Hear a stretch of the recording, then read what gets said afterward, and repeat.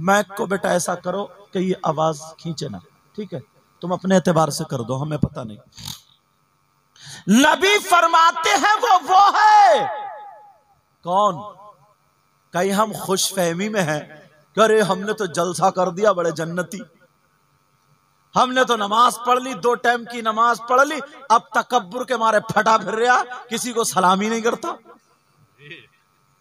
हाँ। और हम में से ऐसे भी है जिसने 2 किताबें उल्टी सीधी पढ़ ली, वो भी फूला फिर रहा, टेढ़ा टेढ़ा, चौराहों पे भी इमामों की बुराइयां करता फिर रहा।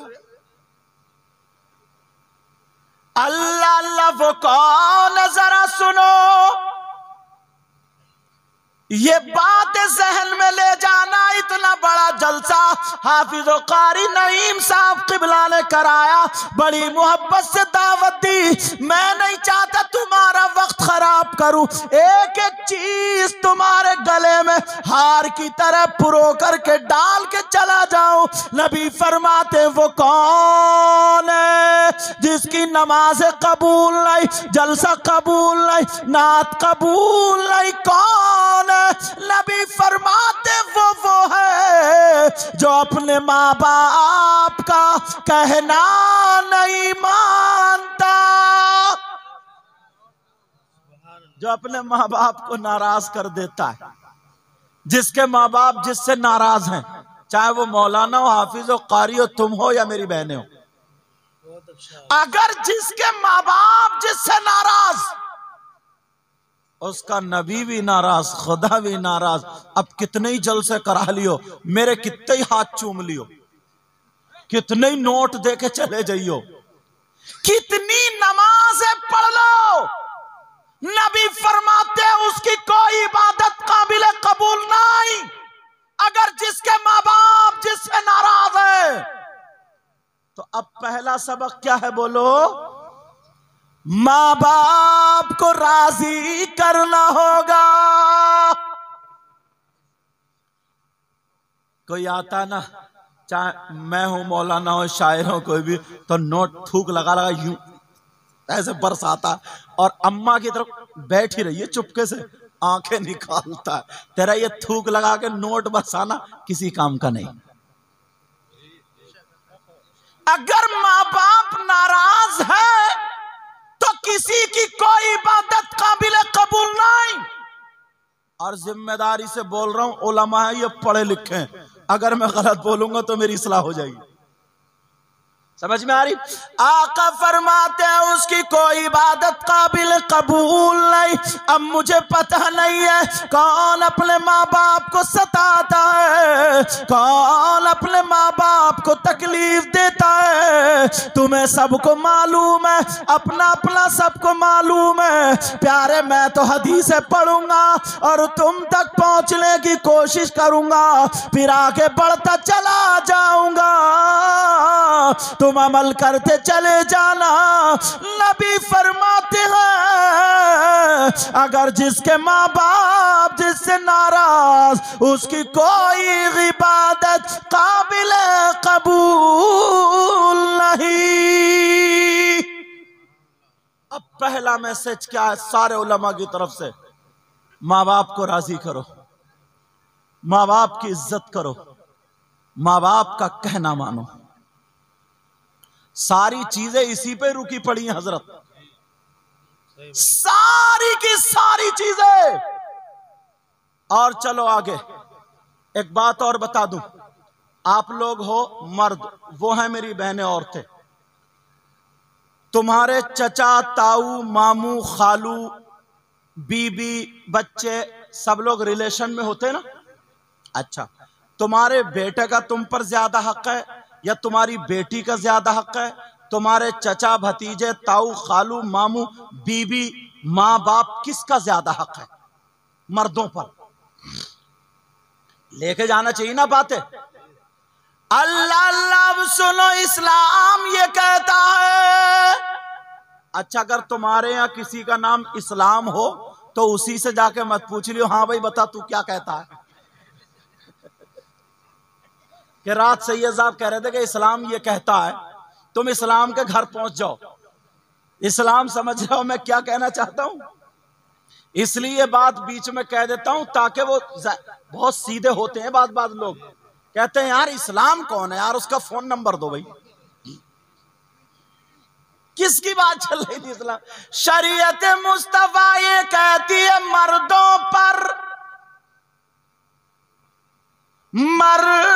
पर सबसे ज्यादा हक किसका है? उसकी बीबी का नहीं, उसके बच्चों का नहीं, उसके ससुर का नहीं, उसके सास का नहीं, उसके चाचा ताऊ मामू खालू का नहीं। मर्दों पर सबसे ज्यादा हक उसकी माँ और बाप का है। अब जरा गिरेबान में झांकियो, शादी हो गई, 10,000 कमा रहे हो, ईमानदारी से बताइयो 5,000 माँ बाप के अकाउंट में और 5,000 बीवी के अकाउंट में, ऐसा चल लिया क्या? सारे के सारे बीवी बच्चों की तरफ ट्रांसफर। मां तड़पती रहती है, बाप तड़पते रहते हैं, सबसे ज्यादा हक मां बाप का है। मगर कौन है ऐसा जो बीबी का सूट लाए, बच्चों के कपड़े बनाए तो माँ बाप के भी लाए? 10 दिन अगर बीबी के साथ 10 मर्तबा खा रहा तो कम से कम 5 मर्तबा माँ के साथ या बाप के साथ खा ले। बीबी के साथ हंस हंस के बोल रहा सारी बातें, और माँ बाप के सामने ये घुंडियां तेरी निकल ही नहीं रही है। कौन ऐसा जो माँ बाप का आधा घंटा बैठ के हाथ पांव दबाए और मीठी मीठी बातें करे? सबसे ज्यादा हक किसका है बोलो? सबसे ज्यादा हक।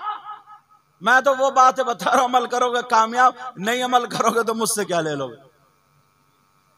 अल्लाह अल्लाह, लेकिन मेरी बहनें भी बैठी हैं, इनसे भी पूछ लो, बता दो इन पर सबसे ज्यादा किसका? इनकी माँ का या बाप का, भाई का, बहन का या शौहर का या औलाद का, किसका ज्यादा है? तो मेरी बहनें सुन ले, और तुम पर बीबियों पर सबसे ज्यादा हक उसके शौहर का है। किसका बोलो? शौहर का।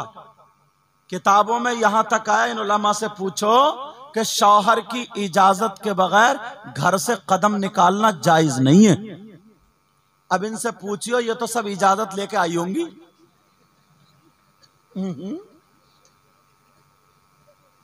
सभी इजाजत लेके आई होंगी, सभी। एक की दस्तार पूरी ट्राली भर के आ रही है, पूरी ट्राली भर के, सब इजाजत लेके आई। अब कहती होंगी हजरत ने कौन से मौलाना को बुला लिया, आज तो पकड़ गए यार। इजाजत की बात कर रहा हूं, इजाजत। मैं एक जुमला अपनी तकरीरों में आजकल बोल रहा हूं तो तुम्हें हंसी आएगी। इजाजत की बात कर रहा हूं, इजाजत बताऊं कैसे ली जाती है? तुम तो गए धान लगाने और ये गई मोहल्ले में आग लगाने, ये इजाजत है साहब। अरे इजाजत की, देखो इजाजत तो ली जा रही है, औरतें अब इजाजत नहीं ले रही हैं, कुछ आदमी इजाजत जरूर ले रहे हैं। कुछ आदमी ऐसे हो गए हैं वो जरूर इजाजत ले रहे हैं, जरूर इजाजत। अब ट्रैक्टर ट्राली और ट्राली ट्रैक्टर हो गया। इशारा समझ रहे हो मेरा? अरे मर्दों पर सबसे ज्यादा हक मां बाप का, और बीवियों पर सबसे ज्यादा हक उसके शौहर का। अगर ये सारी चीजें लेकर के आ जाए अपने अंदर तो इंशाअल्लाह कामयाबी हो जाएगी। मगर कहां? सभी नहीं है, बाज मर्द भी हजरत बहुत बदतमीज है। अल्लाह माफ फरमाए, बहुत बदतमीज है, बड़ा ही बदतमीज है। बेचारी बीवी कुछ भी नहीं कह रही है मगर फिर भी गालियां देता है, इतनी इतनी मोटी गालियां। जब तक ये 2-4 गाली ना दे ले तब तक इसका खाना ही हजम नहीं होता। अल्लाह के बंदे का काम अपना नहीं चल रहा है, समझे? काम अपना नहीं चल रहा, घर में आके बीवी की सर्विस कर रहा। खेत में अपने ज्यादा घास पैदा हो रही है, घर में लट चल रहा। लेट भाग गई, बीबी को गाली, अरे पागल है क्या? लेट भाग गई, बीबी गाली सुन रही है। जरा कुछ सोचने की बात है, समझने की बात है। अल्लाह अल्लाह सुनो प्यारे, आगे बढ़ो। जब रिश्ता ढूंढा करो ना, तलाशा करो। मैं अब थोड़ी सी बुनियाद उठाता हूं, तवज्जो है। अगर लड़के वाले लड़की ढूंढे तो कैसी ढूंढे, और लड़की वाले लड़का तलाशे तो कैसा तलाशे, वो भी सुनो। कुरान की तरफ रुजू करो। बिस्मिल्लाहिर्रहमानिर्रहीम। कुरान में एक इशारा मिलता, हुन्ना लिबासुल लकुम व अंतुम लिबासुल लहुन। कैसे ढूंढो? लड़के वाले लड़की को, तो लड़के वाले तो लड़की को ढूंढ ही रहे, शिफ्ट ढूंढता फिर रहा, शिफ्ट कहां मिलेगी? बोलेरो ढूंढता फिर रहा, ये कहां मिलेगी? स्कॉर्पियो ढूंढता फिर रहा, कहां मिलेगी? जहेज के मतलब भिकमंगे, ऐसा ऐसा जहेज का भिखारी, उसे पता ही नहीं, लड़की के बारे में कोई नहीं पूछता। अम्मा पूछ रही है कि लंबी लंबी झुमकियां मिलेंगी या नहीं, अम्मा मर गई झुमकियों पे। और ये जहेज पहले ही तय कर लेता है। और अब तो कुबड़े भी बुलेट मांग रहे, कुबड़े। इस कुबड़े को क्या हो गया यार? इससे पूछो तू अपना कूला गद्दी है, यहां तेरा कूला है उधर, तो तू काय पे रखेगा? बुलेट मांग रहा कुबड़ा।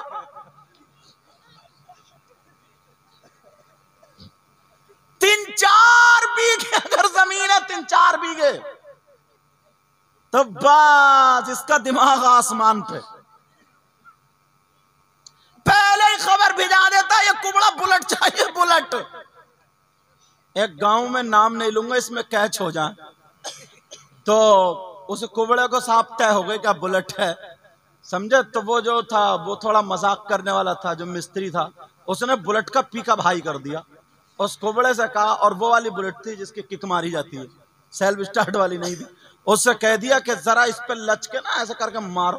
तो वो दोनों पांव से लच मारी किक, उसका हाई पिकअप था, उसने उठा के फेंका कुबड़े को पीछे, दूसरा भी कूलर टूट गया। ले अब बुलेट। मौलाना नईम साहब, हद हो गई है। अरे बिल्कुल भिखारी भिखारी बने पड़े, कोई लड़की को नहीं देखता। एक बात बताओ, तुमसे ज्यादा मालदार की बेटी आएगी और वो ज्यादा सामान लेके आएगी, तो सही बताइए, चूल्हे पे रोटी बना के तुम्हें खिला सकती है क्या? और अगर गरीब की बेटी लेकर के आओगे तो मैं जिंदगी भर तुम्हारे पांव धो धो के पीती रहेगी।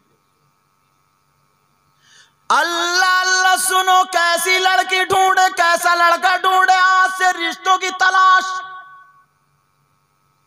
अल्लाह फरमाता हुन्ना लिबासुल लकुम, औरतें तुम्हारा लिबास है, यानी मर्दों का लिबास। औरतें किसका लिबास है बोलो? और तुम लिबासुल लहुन, और तुम उनका लिबास हो, यानी मर्द औरतों का लिबास। कुरान की बलागत समझो यार। लिबास किसको बोलते हैं? जो ये मैं पहना हूं आप पहनो, लिबास। कुरान ने ये क्यों नहीं कहा कि औरतें मर्दों का जोड़ा, मर्द औरतों का जोड़ा? इस आयत में ये क्यों नहीं कहा कि मर्द औरतों के शौहर या औरतें मर्दों की बीवियां? लिबास क्यों कहा? एक दूसरे को लिबास बताया ना, क्यों कहा मालूम है? कुरान की बलागत समझो, रिश्ता यहीं से निकालो। अब जरा तवज्जो।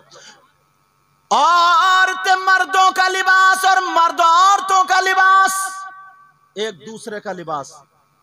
अब बताओ, अगर तुम अपने लिए लिबास तलाशने जाओगे, किसी शोरूम में जाओगे, मार्केट में जाओगे, दुकान पे जाओगे, तो वही तो देखोगे जो तुम्हें अच्छा लगेगा, वहां पर चले गए, तुम्हें पसंद आया, अच्छा लगा, तुमने उसको तलाशा, देखा का बहुत अच्छा लिबास है, हमें ये चाहिए, मगर जब उतार करके देखा तो उस लिबास में कट लगा हुआ था, दाग धब्बे थे, वो कटा हुआ था। बोलो क्या कटा हुआ लिबास अपनाओगे?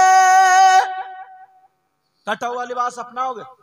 बोलो नहीं अपनाओगे। ऊपर से मैं आ जाऊं, कहूंगा दुकानदार बहुत बड़ा मालदार है, देख रहा दुकान हर तरफ टाइल्स पत्थर लगे पड़े, खरीद लो। वो कहेगा क्या करूंगा मैं? जब लिबास ही में कट, तो कुरान ने इसलिए कहा है कि अगर अपने बेटों के लिए लड़की तलाशो तो वो तुम्हारे बेटे का लिबास बनेगी।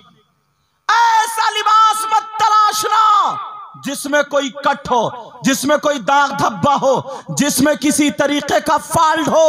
अब अगर तुम पूछो कि हमने कपड़े को तो समझ लिया कि कहां पे कट लगा हुआ है, लेकिन लड़की में हम कैसे समझेंगे? तो फिर इस्लाम की तरफ आओ, इस्लाम से पूछो, इस्लाम तू बता लड़की में कट का क्या मतलब है? तो सुनो, लड़की में कट का मतलब मैं बताता हूं। अगर उसका हाथ कटा हो तो ये कट नहीं है, उसका पांव कटा हो तो ये कट नहीं है, बल्कि इस्लामी तरीका क्या है सुनो। इस्लाम ये कहता है अगर कोई लड़की बगैर आस्तीन का पहनती हो तो इस्लामी एतबार से उसमें कट है। अगर कोई लड़की गला चिरा पहनती हो, इस्लामी एतबार से कट है।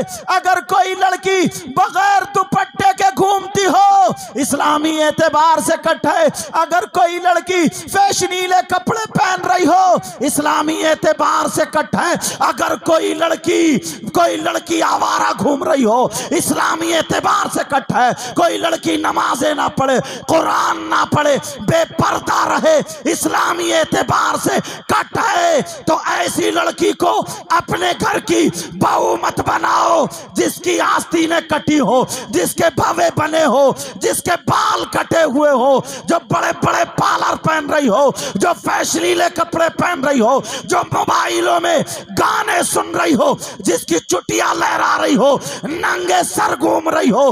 अगर ऐसी लड़की को अपने घर की बहू बनाओगे तो वो जहेज तो ला सकती है, वो मोटरसाइकिल तो ला सकती है, वो कार तो ला सकती है, मगर अल्लाह की रहमत और बरकत नहीं ला सकती है। बहुत खूब है, सुभान अल्लाह, माशाअल्लाह, बहुत खूब है, माशाअल्लाह। अगर तुमने ये तलाशना शुरू कर दिया तो सही बता रहा हूं, लड़कियां पर्दा करना शुरू कर देंगी इंशाअल्लाह, इंशाअल्लाह। लेकिन आज जितने हम इतने लोग हैं, सबके घरों का मैं भी और आप भी सब इसी में शामिल है। तुम्हारी बहन बेटियां तो मेरी भी हैं। देख लियो अपने घर का पहनावा, पड़ोस वाले का बाद में देखना।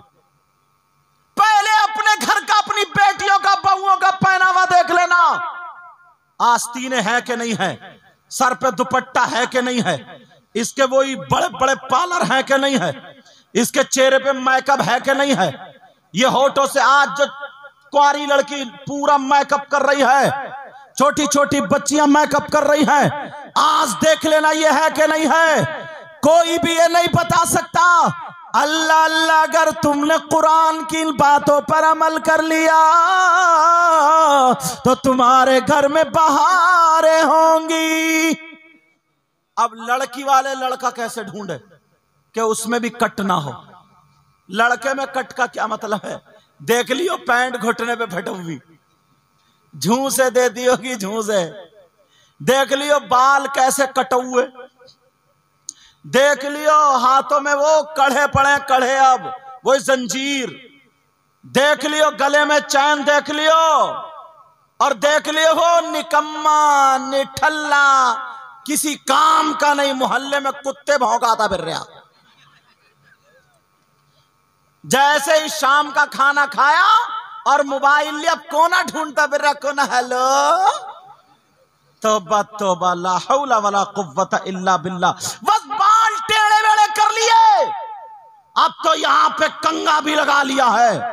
ऐसे बाल कर लिए कि उसकी पैंट पीछे को निकली जा रही है, और इतना बुरा पहनावा, उसके जिस्म में भी कुछ नहीं है, खाली हड्डियां दिख रही है। मगर जैसे ही शाम हुई, कोई उधर मोबाइल पे पड़ा हुआ मिलेगा, कोई उधर अंधेरे में खड़ा हुआ मिलेगा, और बातें चलती होंगी रात को 12-12 बजे तक। ये नौजवान बातें कर रहे हैं। मैं इस बाप से पूछना चाहता हूं, ओ बाप बता, ये पूछ कि तेरा कौन सा ऐसा रिश्तेदार है जो तू किससे बातें कर रहा है रात के 12-12 बजे तक। मगर बाप को कोई परवाह नहीं है, माँ को कोई परवाह नहीं है। अरे बेटों की क्या परवाह करोगे? बेटियां मोबाइल चला रही है, अब तो मोबाइल चला रही है रात के 12-12 बजे तक, मोबाइल पे चैटिंग कर रही है, व्हाट्सएप चला रही है, फेसबुक चला रही है, यूट्यूब देख रही है, फिल्में देख रही है, गैर लड़कों से बातें कर रही है। इस बाप से पूछो, इस माँ से पूछो, अरे तेरी बेटी है, तेरे घर में इस्लाम है, तेरे घर में कुरान है, ये तरीका कुरान और इस्लाम का नहीं है कि गैर लड़कों से बातें की जाए। इस माँ से पूछो, हमारी बेटी बात कर रही है तो कहां कर रही है? जब घर से भाग जाती है तो रोते फिरते हो, जब इल्जाम लग जाता है तो रोते फिरते हो, जब जिदे करती है तो घर रोते फिरते हो, जब ये बात हो जाती है फुला जगह शादी होगी वरना जहर खा के मर जाऊंगी तो रोते फिरते हो। कोई हजरत तावीज कर दिया जाए, कोई पढ़ के फूंक दिया जाए। मैं उस माँ से कहूंगा, जब बच्ची थी, अरे बोल, ये कमाने नहीं गई थी, इसे 10,000 का मोबाइल क्यों दिया? अरे बोल, इसका कौन सा रिश्तेदार था जो मोबाइल चलाने के लिए दिया है? इस बाप से पूछो, ये कमाने नहीं गई मगर मोबाइल क्यों दिया? इस भाई से पूछो, अरे मेरे भाई, अगर तुझे देना था तो मोबाइल बिगड़ने वाली चीज नहीं, अगर देना था तो इसके हाथ में कुरान देता। अरे कुरान पढ़ने वाली होती तो ऐसी होती जैसे गरीब नवाज की बेटी है, अगर कुरान पढ़ने वाली होती तो ऐसी होती जैसे बड़े पीर की माँ है, अगर कुरान पढ़ने वाली होती तो ऐसी होती जैसे हजरत निजामुद्दीन की माँ है। अरे ये औरत अगर कुरान पढ़ ले, शरीयत मुस्तफा पर चले, तो खुदा की कसम यही औरत है जो वली को जन्म देती है, यही औरत है जो शहीद को भी जन्म देती है, यही औरत है जो नबी को भी शहीद देती है। गौस खुतूब अब्दाल को जन्म देने वाली जात का नाम औरत है। मगर वो औरतें ऐसी नहीं थी जो कुत्ते भौंकाती फिर रही हैं, जो छतों पे घूमती फिर रही हैं, जो अपनी चुटिये लहराती फिर रही हैं, जो मोबाइल में पड़ी हुई हैं। खुदा की कसम वो औरतें कैसी थी? अरे पेट में बच्चा है मगर 18 पारों की तिलावत करती है, अगर बर्तन मांज रही है तो कुरान पढ़ा जा रहा है, अगर झाड़ू लग रही है तो कुरान पढ़ा जा रहा है, अगर बर्तन नहीं कपड़े धोए जा रहे हैं तो कुरान पढ़ा जा रहा है। पेट में बच्चा है जब कुरान पढ़ा जा रहा है। अब ये बच्चा पैदा होता है तो कोई फिल्मी स्टार नहीं, बड़े पीर गौसे आजम की शक्ल में हाफिज़े 15 पारों का हाफिज़े कुरान पैदा होता है। ऐसी माएँ थी।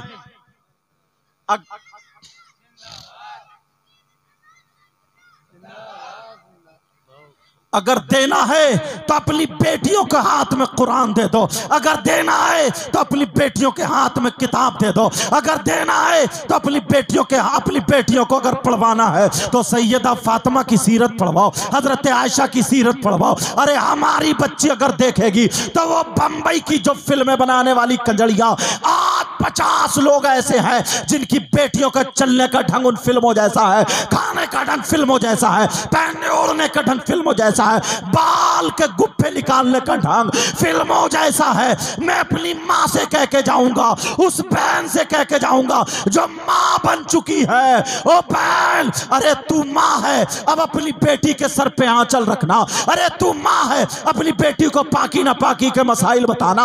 अरे तू माँ है, अपनी बेटी को चलने का ढंग बताना, खाने पीने बैठने उठने का ढंग बताना, अपनी बेटी को इस्लामी तौर तरीका बताना। अरे तू माँ है, आज तेरी बेटी नंगे सर है, मोमिनों की माँ थी हजरत आयशा। जरा सुनो, पूरी दुनिया के मोमिनों की माँ है।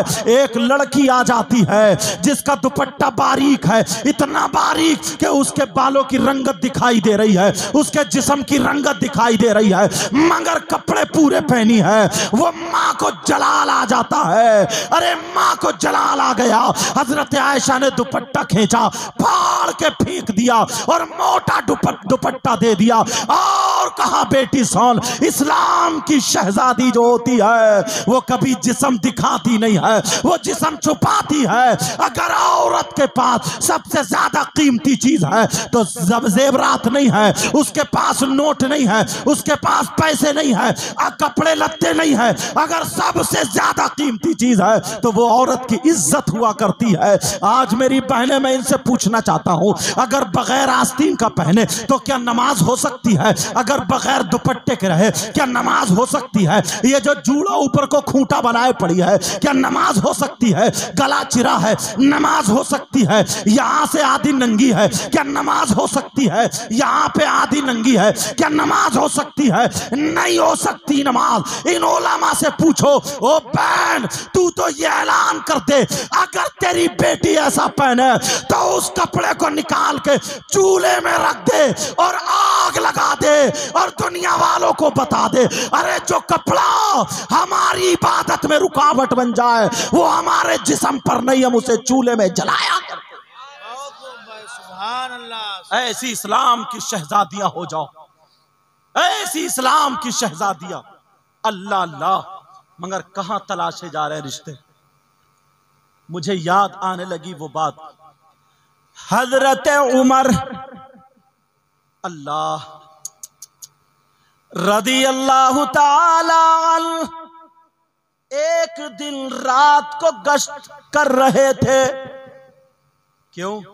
कि कोई भूखा तो नहीं सो रहा, कोई प्यासा तो नहीं सो रहा, कोई किसी परेशानी में तो मुब्तला नहीं है। तुम कभी इसलिए घूमे? इतना मतलबी इंसान हो गया हजरत। अगर कोई बीमार है ना हजरत तो उसकी अयादत के लिए नहीं, ये टटोल निकालने जाता कि इसका घर कब बिकेगा, इसकी जमीन कब बिकेगी। पहले के दोस्त दोस्त होते थे और अब का दोस्त आस्तीन का सांप है। पहले का दोस्त दोस्त की बहन को सगी बहन की नजर से देखता था, और आज अगर दोस्ती करता है मौलाना नईम साहब तो मतलब के लिए। बहनें बैठी हैं मगर बोले देता हूं, या तो उसकी बहन बेटी के चक्कर में, या उसकी बीबी पे गलत नजर, या उसके माल पे गलत नजर, कोई ना कोई मतलब होगा, इस मतलब से दोस्ती कर रहा। आज जानवर से इतना डर नहीं लगता जितना इंसान से डर लगता।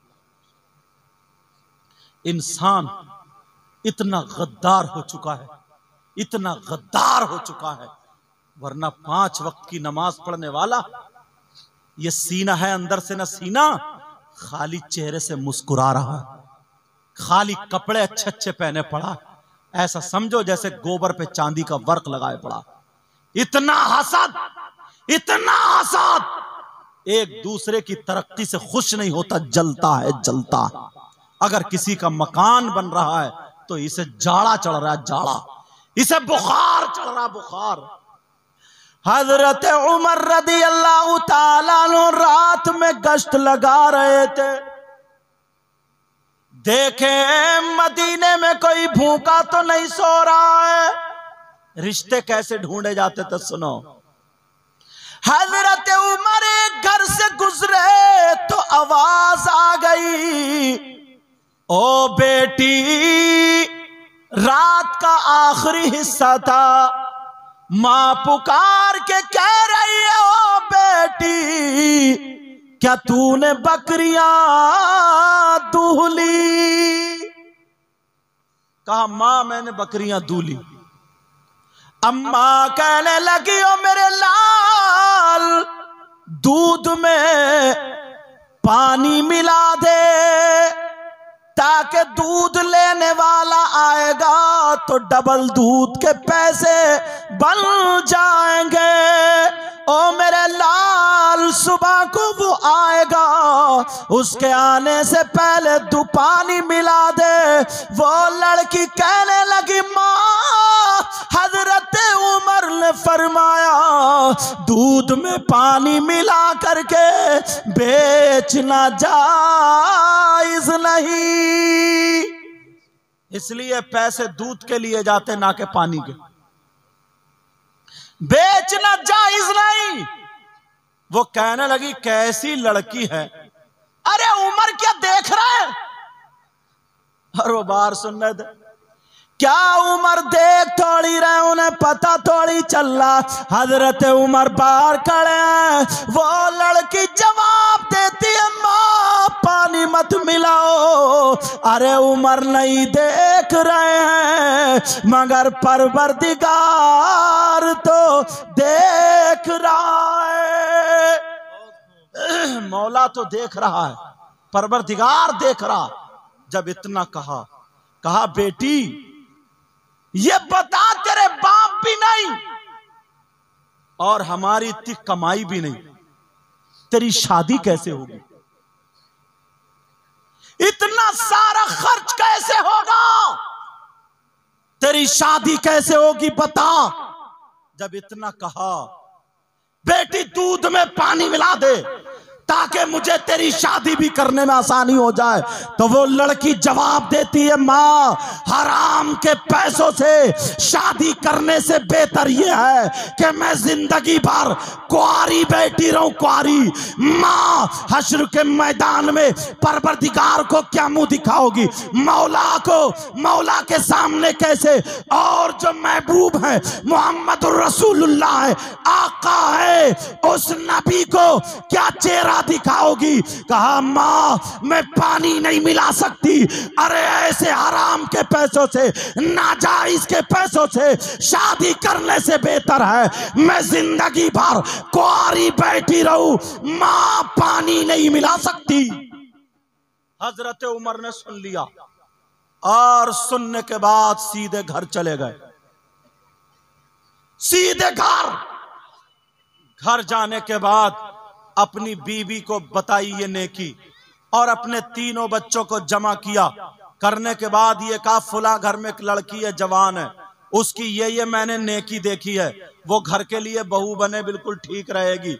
बोलो तुम में से कौन चाहता कि उससे निकाह करे। अपने तीनों बेटों से पूछो कि कौन चाहता है कि निकाह करे। हजरत उमर का एक बेटा तैयार हो गया। रिश्ते कैसे तलाशे जा रहे हैं, कैसी घर की बहू ढूंढी जा रही है, कैसी घर की बहू तलाशी जा रही है। मगर आज इसका बिल्कुल उल्टा है। लड़की को कोई नहीं देखता कि नमाज पढ़ती है नहीं पढ़ती है, कुरान पढ़ती है नहीं पढ़ती है, कोई नहीं देखता पर्दे से रहती है नहीं रहती है, कोई नहीं देखता लिबास अच्छा पहनती है नहीं पहनती है, कोई नहीं देखता। सिर्फ जहेज को देखा जाता है और ये पहले तय हो जाता है कि फुला मैरिज हॉल में अगर शादी कराई जाएगी तब तो बात पक्की है, खड़े होकर के खाना दिया जाएगा तब तो बात पक्की है। इतने तरीके का 14 रंग का, 12 रंग का, 10 तरीके का, 4 तरीके का मुर्गा दिया जाएगा बारात को, तब तो शादी के लिए रिश्ता तैयार है। अब मुझे बताओ तुम लड़की ढूंढने गए थे या भिखारी बन के गए थे, मांगने के लिए गए थे। हजरत उमर जाते हैं अपनी बेटे का रिश्ता लेकर के, जब पहुंचे तो फिर कहा, हजरत उमर की बीवी बोली, दामन फैला के बोली, हमें तुम्हारी बेटी पसंद है, हम अपने घर की बहू बनाना चाह रहे हैं। वो बोली, हमें तो आधी प्याली, हम तो तुम्हें चाय भी नहीं पिला सकते। अरे जो अमीरुल मोमिनीन हो, जो बादशाह हो, हम उसके घर में अपनी बेटी, हमारे पास तो एक प्याला भी नहीं है। हजरत उमर की बीवी बोली, हमें प्याला नहीं चाहिए, हमें चाय नहीं चाहिए, हमें खाना नहीं चाहिए, हमें नेक बेटी चाहिए जो हमारे घर की बहू बनने के लायक है, हमें वैसी बेटी चाहिए। अल्लाह समझ, जब वो बेटी घर में आ जाती है, मगर आज हमारे घरों में है, अगर देखने के लिए भेज दिया जाए तो हमारी बहन को पूरे कपड़े पहनने वाली पसंद नहीं आएगी, हमारी पुप्पो को पूरे कपड़े पहनने वाली पसंद नहीं आएगी, हमारी खाला को पूरे कपड़े पहनने वाली पसंद नहीं आएगी, हमारी भाभी को पूरे कपड़े पहनने वाली पसंद नहीं आएगी। अरे क्यों? इसलिए कि ये लोग भी पूरे कपड़े नहीं पहनते हैं। अगर कोई लड़की दुपट्टा पूरा ओढ़े हो तो वहीं से रिश्ता खत्म हो जाएगा। मगर याद रखो, क्यों? इसलिए ये भी दुपट्टा पूरा नहीं ओढ़ती है, ये भी कपड़े पूरे नहीं पहनती है। पहले हमें अपने घरों पे कंट्रोल करना होगा। हर माँ बाप की ये जिम्मेदारी है। पड़ोस को बाद में देखे, पहले अपने घर को देखे, अपनी बेटियों को देखे, अपने बेटों को देखे, अपनी बहुओं को देखे, अपने घर के माहौल को संभाले। मेरा दावा है, अगर हर माँ बाप अपने अपने घर के माहौल को संभालते चले गए तो खुदा की कसम माशरा खुद ब खुद सुधरता हुआ नजर आएगा। मगर नहीं है इस तरफ तवज्जो नहीं है। दूसरी तरफ तवज्जो है कमाई पे। अब सुनो, तवज्जो से सुनना, ये बात किस पे है बोलो? कमाई पे। कमाने का इतना भूत चढ़ा हुआ है, देखते ही नहीं है कि हलाल है हराम है। बस लाए जाओ खींचे जाओ, लाए जाओ खींचे जाओ। किसी का गला घोटना पड़े तो घोट देगा, किसी की जमीन छीनना पड़े तो छीन लेगा। बड़े बड़े मेंढे थी, बड़े बड़े चक्रोट थे, काटते काटते छोटी छोटी मेंढ, छोटी छोटी मेंढ। इसका जमीन से पेट नहीं भरता और अब भी इसके दिल को सुकून नहीं। अगर फावड़ा चलाता तो अब भी टेंगड़ा ही चला रहा, टेंगड़ा। अब भी उसे नीचे से खुकलने के चक्कर में कहां लेके जाएगा, कहां लेकर के जाएगा? क्या दुनिया से जाना नहीं है प्यारे? क्या दुनिया से नहीं जाना? नबी को क्या मुंह दिखाओगे? मेरे आका ने जो इतनी तकलीफें बर्दाश्त की हैं, मेरे आका ने जो इतने पत्थर खाए हैं, अल्लाह अल्लाह, मेरे नबी ने इतनी तकलीफें बर्दाश्त की हैं कि लोग राहों में कांटे डाल रहे हैं, नबी बर्दाश्त कर रहे हैं। मेरे आका ने 3 दिन पत्थर बांधे हैं, पेट से पत्थर बांधे हैं, सिर्फ इस उम्मत की खातिर। और यही दुआएं करते थे। अल्लाह, वो आका, उनको क्या मुंह दिखाओगे? जब दुनिया पर आते हैं तब भी हाथ उठा करके इसी उम्मत के लिए दुआएं कर रहे हैं, और जब दुनिया से जाते हैं कब्र में रख दिया गया। हजरत कुसुम बिन अब्बास कहते हैं कि मैंने देखा आका के होठ हिल रहे थे तो लोगों का गुमान था सिद्दीक़ अकबर के बारे में कुछ कह रहे होंगे, लोगों का गुमान था कि फारूक आजम के बारे में कुछ कह रहे होंगे, उस्मान गनी मौला अली के बारे में कुछ कह रहे होंगे, लोगों का गुमान था अपनी बेटी सैयदा फातिमा के बारे में कह रहे होंगे, लोगों का गुमान था कि हसन हुसैन के बारे में कुछ कह रहे होंगे। मगर कुसुम बिन अब्बास कहते हैं, मैंने जब अपने कान नबी के होठों के करीब किए तो अल्लाह की कसम खा करके यही कह रहे थे, रब्बी हबली उम्मती, रब्बी हबली उम्मती, ऐ अल्लाह मेरी उम्मत को मेरे हवाले कर दे, मेरी उम्मत को मेरे हवाले कर दे। ये कह रहे थे आका, और आज उम्मत का ये आलम है, नबी को इतनी तकलीफें दे रहा है, नबी को घड़ी घड़ी तकलीफें दे रहा है। अरे मेरे नबी ने फरमाया था नमाजों की पाबंदी करो, तो बोलो कितने लोग हैं जो नमाजें पढ़ते हैं, कहाँ दूर हटते चले जा रहे हैं। मेरे नबी को कितनी तकलीफ हो रही होगी। अल्लाह अल्लाह, जरा देखो प्यारे, आगे चलो। अरे मेरे नबी ने कितना कदा किया है। मुझे तारीखी वर्क़ियात आने लगा, अगर इजाजत हो तो बोल दूं। अल्लाह अल्लाह, मेरे नबी की उम्र शरीफ तकरीबन 60 या 59 साल को पहुंच जाती है।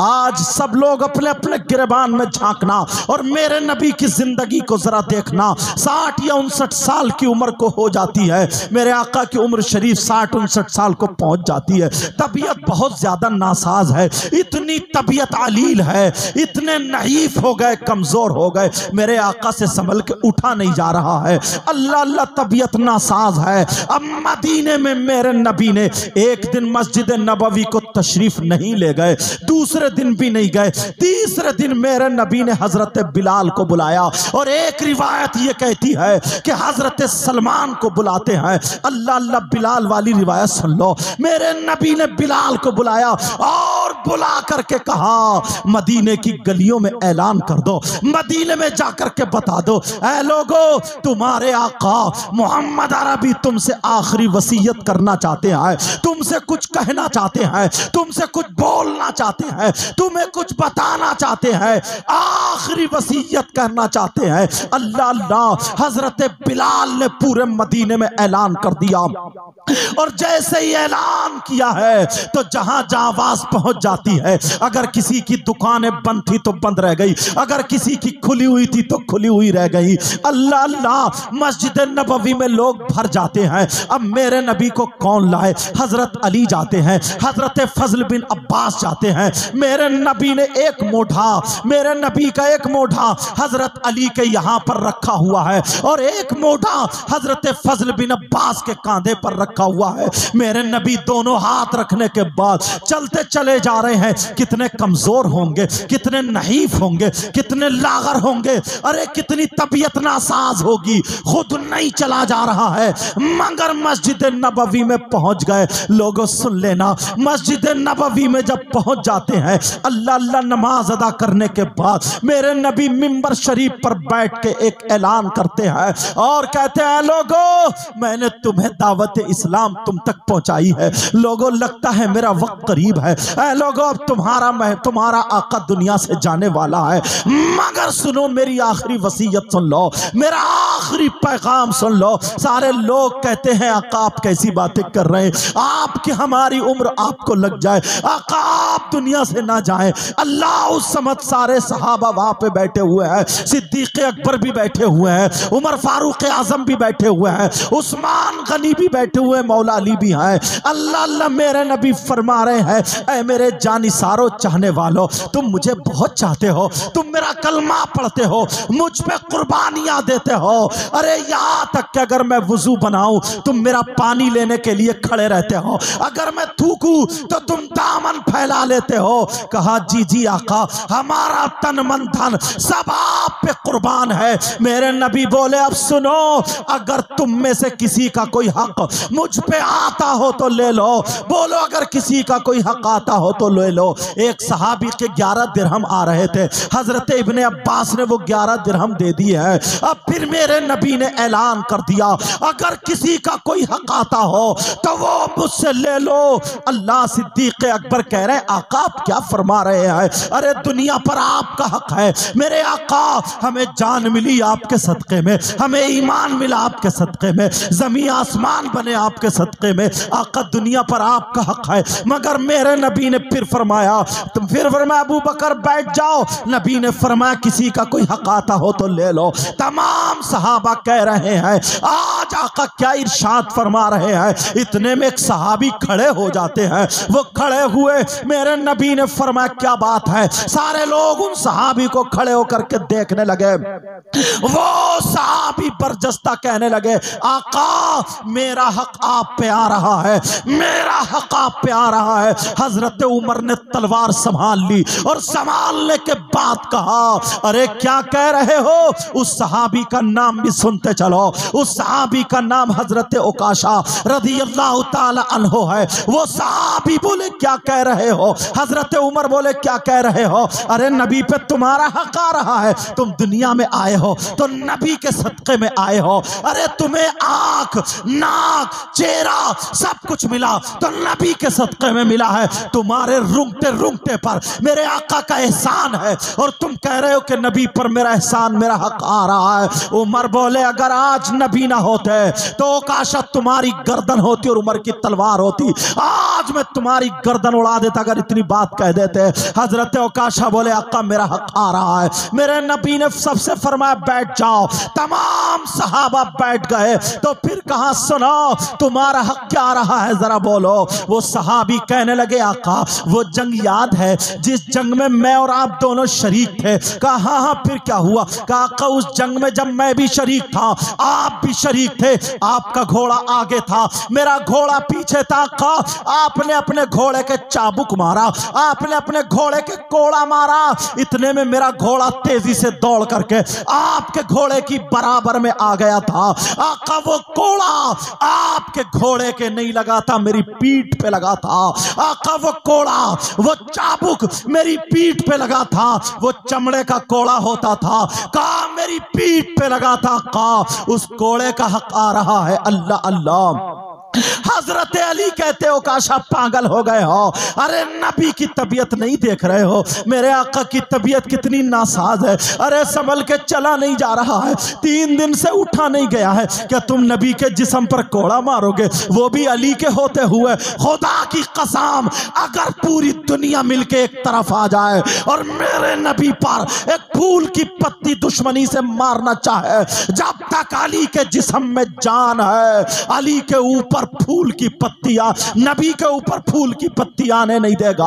अभी अली मौजूद है। ओ काशा चाहते क्या हो? अरे तुम कोड़ा मारना चाहते हो? कहा हाँ हाँ मेरा हक आ रहा है। कहो काशा मान जाओ, नबी के जिस्म पर कोड़ा मत मारो। इतने में मेरे नबी ने कहा, मेरे नबी ने कहा अली बैठ जाओ। हजरत अली बैठ जाते हैं। ओ काशा तुम्हारा हक आ रहा है। कहा हाँ मेरा कोड़े का हक आ रहा है। अल्लाह अल्लाह। हजरत बिलाल रो रो करके कहते हो काशा अरे तुम्हें मारना है तो बिलाल का जिस्म हाजिर है, जितने चाहो कोड़े मार लो, 1 से लेकर के 1000 तक कोड़े मार लो, मगर मेरे आका के जिस्म पे कोड़े मत मारो। बिलाल का जिस्म हाजिर है, इनका रुंगटा रुंगटा निकाल डालो, इनकी हड्डियों का चूरा चूरा कर दो। अरे बिलाल की बोटी बोटी कर दो, बिलाल के खून का कतरा कतरा निकाल दो, मगर मैं नबी के नाम पे कुर्बान हूं, मेरे नबी के कोड़ा मत मारना। सहाबा कह रहे हैं आका नबी के कोड़ा कैसे लगेगा मौला?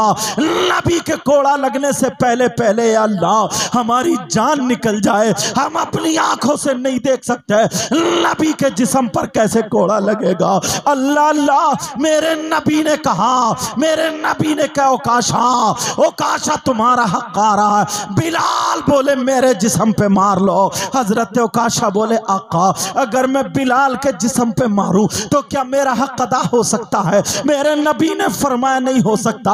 ओ नौजवान जरा सुन ले, जरा सुन ले, आज वो नबी है, पैगंबर इस्लाम है, जो एक गुलाम से कोड़ा खाने के लिए तैयार है, मगर तू अपने बाप की सुनने के लिए तैयार नहीं है, अपने बाप की तरफ को नजरें टेढ़ी करता है। ओ बहन छोटी बच्ची तू सुन ले, अपनी माँ की तरफ नजरें टेढ़ी करती है। अरे तेरी माँ ने तुझे 9 महीने पेट में रखा, तेरे बाप का कमाते कमाते लाल खून काला पड़ गया है, मगर आज तू अपने बाप क्यों आंखें दिखाता है?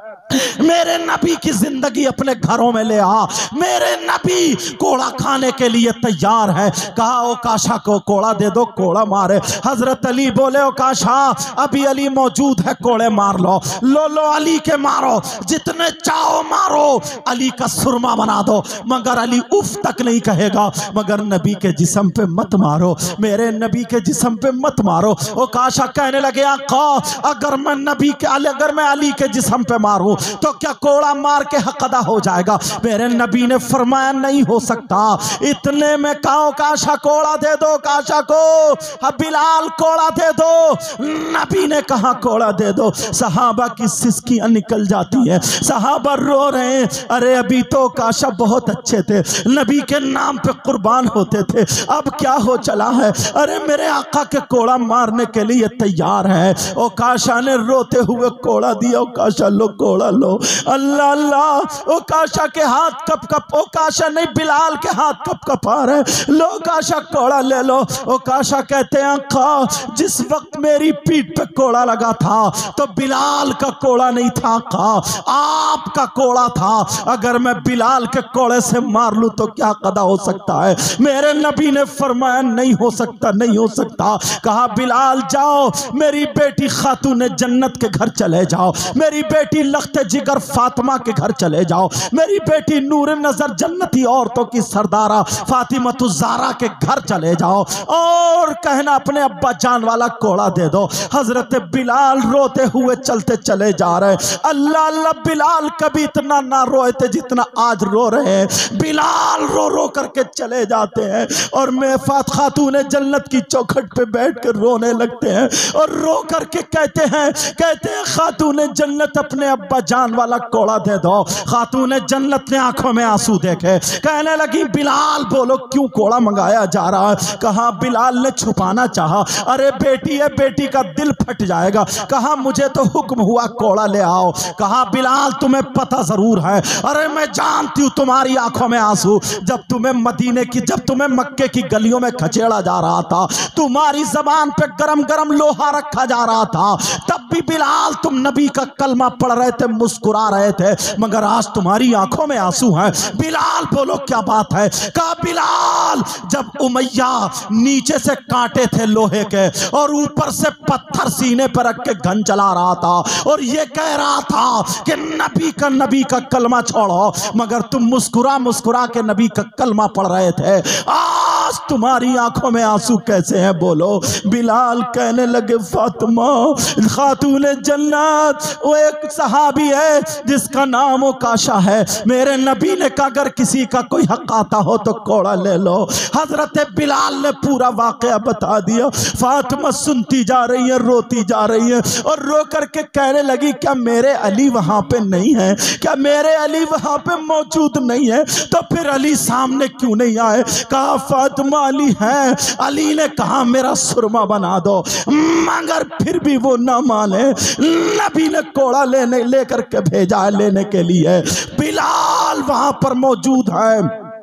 मेरे नबी की बेटी कहती है ऐनल हसन वल हुसैन तालै इलैया, दोनों हसन हुसैन कहाँ है, जरा करीब आ जाओ। हसन हुसैन आ जाते हैं, दोनों बच्चों को प्यार किया, हुसैन को पकड़ा, बेटा जाओ आज तू अपने नाना पे कुर्बान हो जाना, जा मेरे लाल अपने नाना पे कुर्बान हो जाना। हसन जाओ देखो कौन तुम्हारे नाना के कोड़े मार रहा है। और खातून ने जन्नत बोली बिलाल मेरे दोनों ये लख्ते जिगर हैं, नूरे नजर है, इनके जितने चाहो कोड़े मरवा देना।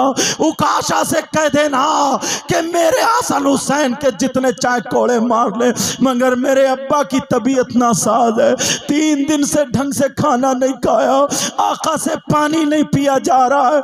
अरे कितना दिल दुखता होगा वो बूढ़ा बाप जिसकी आंखों में आंसू आ रहे होंगे और बेटा उसे ऑल फॉल बकता होगा, अरे बेटा उसे धमकियां देता होगा। तुमने कभी मेरे नबी की जिंदगी सुनी है प्यारे, आज नबी की जिंदगी सुन लेना।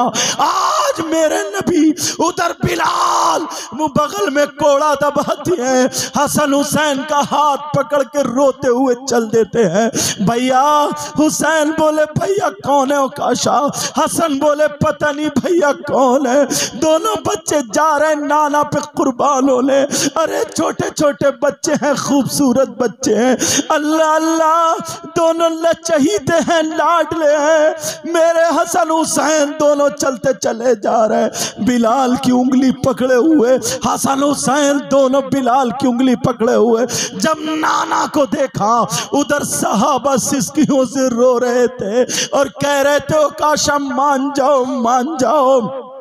जब हुसैन ने नबी को देखा, हुसैन पाक ने अपने नाना को देखा, बिलाल का हाथ छोड़ के नाना को जाके चिपट गए। अरे नाना को हिला दिया और गर्दन में हाथ डाल के कहा नाना कौन है उकाशा जो आपके जिस्म पे कोड़ा मारना चाहता है। नाना मेरी अम्मी जान ने कहा बेटा नाना के ऊपर कुर्बान हो जाना, नाना, कहा नाना आज हम कुर्बान होने आए हैं, एक तरफ हसन है एक तरफ हुसैन है। कह रहे नाना ओ काशा का हमें चेहरा तो दिखा दो। अल्लाह अल्लाह ये छोटे से बच्चे कह रहे नाना नाना आपके कोड़ा लगने नहीं देंगे। आज हमने अपनी अम्मी जान की आंखों में आंसू देखे।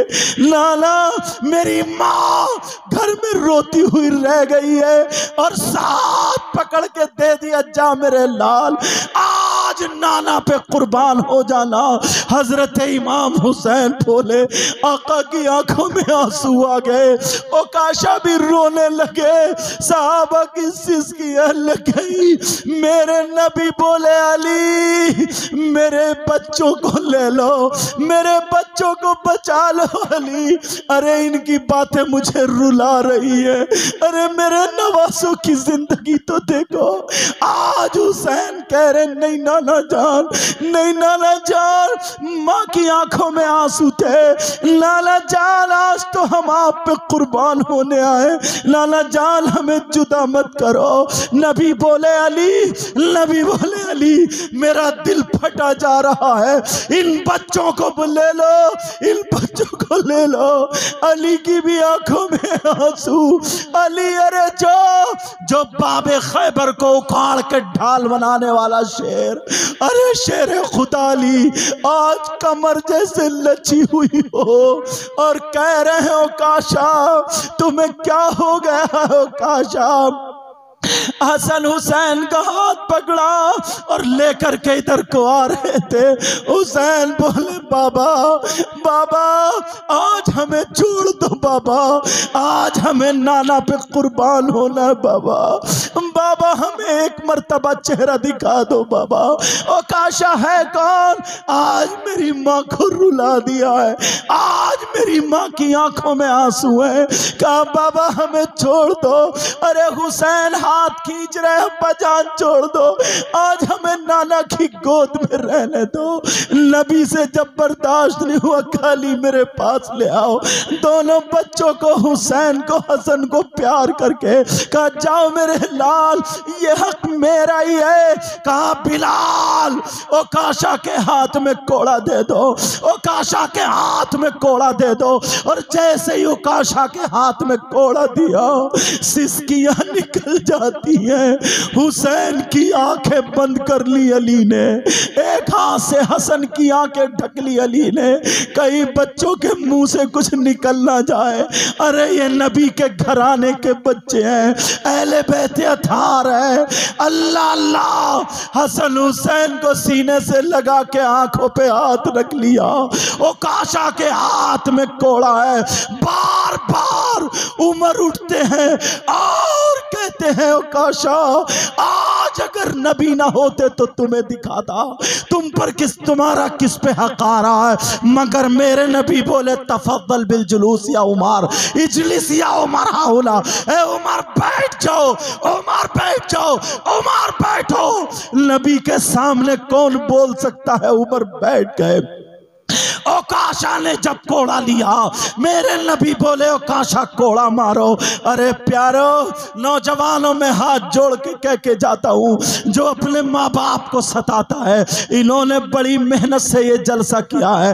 कारी नईम साहब और इनके साथियों ने, हजरत अल्लामा रियाजुद्दीन साहब भी मौजूद हैं और सारे उलमा यहाँ पर मौजूद हैं। वो कमेटी वाले हजरात और वो अशफाक भाई सारे मेहमानों को खाना खिलाते हैं। ये किसकी मोहब्बत में, आका की मोहब्बत में। अगर मैं चाहता तो तुम्हें हर 2-4 मिनट पे नारे लगा के नोटों का चट्टा तुम लगा सकते थे, मगर प्यारे चाहता ये हूं अगर तुम्हारे 2 आंसू निकल जाए और अपने गुनाहों से तौबा कर लो तो इनकी भी मेहनत वसूल हो जाए, मेरी भी मेहनत वसूल हो जाए। सिर्फ मकसद यही है। आज जिसको तुम मदरसा कह रहे हो, ये दीन की फैक्ट्री है।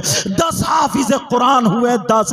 अरे तुम्हें क्या पता कौन, जैसे आज हम बैठ के तकरीर तकरीरें कर रहे हैं। एक दिन वो भी था, मैं भी जब हाफिज था, हजरत अल्लाह मौलाना सज्जाद साहब अगर यहाँ पे हो, उनकी तबीयत नासाज है, अल्लाह उनको शिफा कामिल आजिल अता फरमाए। ऐ अल्लाह हुसैन के सदक़े में शिफा अता फरमा दे। जब मैं छोटा सा था तो उन्होंने बुलाया था कुरान सुनाने के लिए, आज उन्हीं के गांव में कुर्सी पे बैठ के तकरीर कर रहा हूं। तुम्हें क्या पता कौन इन बच्चों में आलिम बने, कौन मुफ्ती बने, कौन क्या बने? अल्लामा रियाजुद्दीन साहब, इनसे पूछो। इन्होंने पहली फारसी तुम्हारे यहाँ, फिर इधर भुड़वारा, इधर से शुरू करने के बाद जामिया कादरी मुबारकपुर अशरफिया पहुंचे। आज ये बेहतरीन आलिम और कितने लोग उलमा जिनके नाम मैं नहीं जानता हूं मगर इतने कामयाब है। प्यारे, ये बातें लेकर के जाना, मैं तुमसे हाथ जोड़ के कह के जाता हूं, अगर तुम आलिम ना बन सके तो माँ बाप के गद्दार मत बनना। अगर तुम मौलवी ना बने, मेरे बच्चों, मेरे भाइयों, ये पैगाम तुम्हारे लिए है, माँ बाप के नाफरमान मत बनना, माँ बाप के नाफरमान मत बनना, अरे माँ बाप के फर्मा बरदार बनना। ओ बच्चियों, मैं तुमसे भी कह के जाता हूं, माँ का कहना कभी मत टालना। अरे ये मेरे नबी हैं, गुलाम से कह रहा कोड़ा मारो। ओ काशा के हाथ में कोड़ा है, और जैसे ही कोड़ा लिया, मेरे नबी की इतनी तबीयत खराब मगर फिर भी कोड़ा खाने को तैयार है। कहा कोड़ा मारो, और जब इतना कहा, ओ काशा बोले आका, जिस वक्त मेरे हाथ में कोड़ा लग, मेरे हाथ में कोड़ा था, आपके हाथ में कोड़ा था, और आपका जो कोड़ा लगा था, अगर मेरे आपके जिस्म पर कमीज नहीं थी, आपके जिस्म पर चादर नहीं थी, आपके जिस्म पर कोई ऊपर यहां से ऊपर को कपड़ा नहीं था, और आप अभी मुजम्मिल वाली चादर ओढ़े हैं, मेरी तरफ तवज्जो दो, वो हुफ्फाज़ किराम आ रहे हैं, इन्हीं की दस्तार होनी है, जरा सुनो। ये हाफिज कुरान है मगर ये बात मेरी सुन लो, तवज्जो इधर रखो। काका, जिस वक्त आपका कोड़ा लगा था तो मेरे जिस्म पर कोई कमीज नहीं थी आका, अगर मैं ऐसे ही कोड़ा मार लूं तो क्या हक अदा हो सकता है? इसी चादर के ऊपर से अगर कोड़ा मार लूं तो क्या हक अदा हो सकता है? मेरे नबी ने फरमाया नहीं हो सकता, यह कदा नहीं हो सकता। मेरे आका ने अपनी चादर उतार के रख दी। अल्लाह अल्लाह, गोरा गोरा जिस्म जब दिखाई देता है मेरे आका का, प्यारा प्यारा नूरानी जब जिस्म दिखाई देता है आका का, अल्लाह अल्लाह, सहाबा की सिसकियां निकल जाती है। कहा मेरे आका ने चादर उतार दी। अरे कौन बेटा है जो अपने बाप का कदा करता है? कहा ओ काशा कोड़ा मारो, ओ काशा कोड़ा मारो। अल्लाह समझ, जब को ओकाशा के हाथ में कोड़ा है, मेरे नबी ने चादर उतार के रख दी है। अब ओकाशा कहते हैं आका, जिस वक्त आपका कोड़ा लगा था तो मेरा मुंह आपकी तरफ को नहीं था, बल्कि मेरा मुंह दूसरी तरफ को था, मेरी पीठ आपकी तरफ को थी। आका आपका रुखे ज़ेबा मेरी तरफ को है, आका आपका चेहरा अनवर मेरी तरफ को है। क्या अगर मैं ऐसे ही कोड़ा मार लूं तो क्या कदा हो सकता है? मेरे नबी ने फरमाया नहीं हो सकता। नबी ने ओकाशा की तरफ को पीठ कर ली, और जैसे ही पीठ की है, अब मोरे नबुव्वत पर जब नजर पड़ती है, मेरे नबी के यहाँ शानों पर कलमा लिखा हुआ था, ला इलाहा इल्लल्लाह मुहम्मदुर रसूलुल्लाह। ये मोरे नबुव्वत थी। जब ओकाशा की नजर मोरे नबुव्वत पर पड़ी है, मेरे नबी के मोरे नबुव्वत पर पड़ी, अल्लाह अल्लाह, ओकाशा आगे बढ़े और कोड़ा रख दिया, और मेरे नबी के मोरे नबुव्वत को बोसा दिया, और कदमों पे बिलक के रो करके कहने लगे आका मुझे माफ कर दिया जाए। और सहाबा से बोले, ओ सहाबा से बोले, कहा अबू बकर सुनो, तुम सोच रहे थे मैं नबी के जिस्म पे कोड़ा मार दूंगा? नहीं। उमर सोचो, तुम सोच रहे थे कि मैं नबी के जिस्म पे कोड़ा मार दूंगा? नहीं। उस्मान तुम सुनो, सोच रहे थे नबी के जिस्म पे कोड़ा मार दूंगा? नहीं। अली और हसन हुसैन और बिलाल के जिस्म पे कोड़ा मार दूंगा? नहीं। अरे खुदा की कसम, मेरा तन मन धन सब कुछ नबी के नाम पे कुर्बान है, मेरे माँ बाप नबी के नाम पे कुर्बान है, अरे मेरी जान नबी के नाम पे कुर्बान है। मैं कभी भी कोड़ा नहीं मारता, मगर मैंने ये इसलिए किया, मैंने तमन्ना की थी मौला अपनी आंखों से मोरे नबुव्वत देखूं और इन होठों से बोसा दे लूं। आज मेरी वही तमन्ना पूरी हो रही थी। सुबहान अल्लाह, सुबहान अल्लाह, अल्लाह अकबर, या रसूलुल्लाह, जिंदाबाद जिंदाबाद। जिंदाबाद। प्यारो, अल्लाह अकबर। ये है आका की जिंदगी, ये है आका की जिंदगी। अल्लाह, मैंने एक टुकड़ा, एक लम्हा सुनाया है। देखा अपने आका की जिंदगी को। तुम जरा अपना मुहासिबा करना, अपनी जिंदगी को देखना, कितने हुकूक अदा कर रहे हो, कितने हक अदा कर रहे हो। वहीं ला करके रख दिया मैंने कि सबसे ज्यादा हक किसका है, बोलो, माँ बाप का है। और वहीं ला करके रख दिया 3 लोग ऐसे जिनकी कोई इबादत काबिल कबूल नहीं। उनमें से पहला, जो माँ बाप का नाफरमान हो, जो माँ बाप को नाराज कर देता है, जो माँ बाप को तकलीफ देता है। प्यारे, इतने बड़े मजमे में तुम ये ठाटे मारता हुआ मजमा, प्यारे मैं तुमसे कह करके जाऊंगा, तुम्हें अल्लाह और रसूल का वास्ता दे करके जाऊंगा, आज के बाद कभी माँ बाप को मत सताना, माँ बाप को तकलीफ मत देना, माँ बाप को राजी रखना। दूसरा कौन है, वमन्नान, एहसान करके एहसान जताने वाला। तीसरा, व मुकज़्ज़िबुन बिक़द्र, तकदीर को झुटलाने वाला। बड़ी मेहनतें होती हैं एक बच्चे को पढ़ाने में। तुम अपने किसी बच्चे की नमाज याद कराना, तब तुम्हें पता चलेगा कितनी मुश्किलें होती हैं।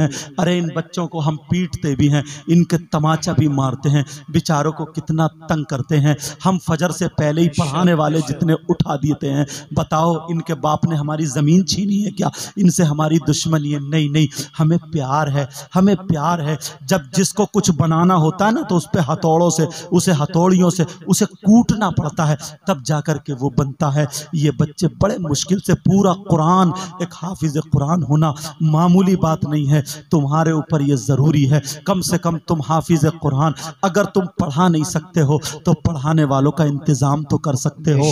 जहाँ पर ये बच्चे पढ़ रहे हैं वहाँ का इंतज़ाम तो बोलो कर सकते हो या नहीं कर सकते हो? कर सकते हो। प्यारे, आज के बाद मेरी इन बातों पर याद रखना। बस 2-3 बातें 2-3 मिनट में और बता दूं। ये मैं अपनी अक्सर तकरीरों में बताता हूँ, इसलिए ताकि अगर इससे भी हम बच गए तो कामयाब हो सकते हैं। फिर उसके बाद शायर साहब की नात होगी और फौरन दस्तारबंदी होगी। समझ में आ रही है? 2-3 बातें अक्सर मेरी तकरीरों में सुनी होंगी।